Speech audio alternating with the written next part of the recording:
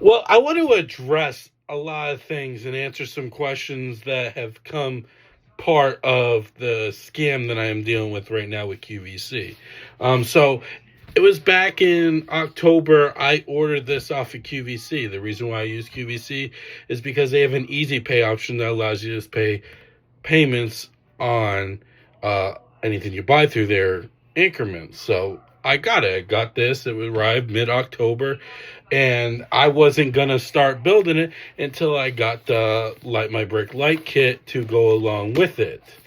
People are saying that, oh, this ain't real. There's no way. I'm dead serious, because I was supposed to record and live stream today of me building and adding the light kit, and that's just not going to happen.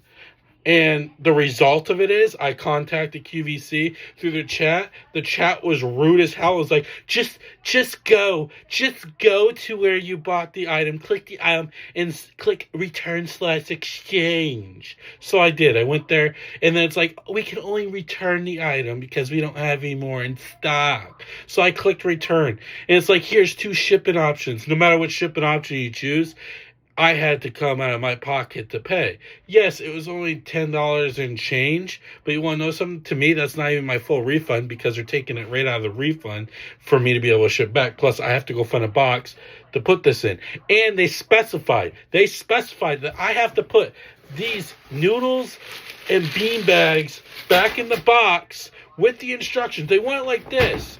This is ridiculous. Like, this is ridiculous.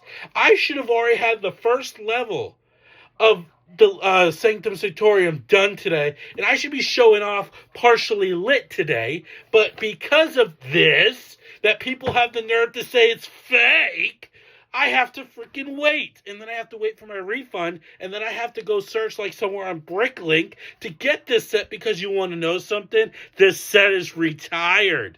Why would I spend my time and my money to fake a video like this when I have many, many, many other sets that I have to get through?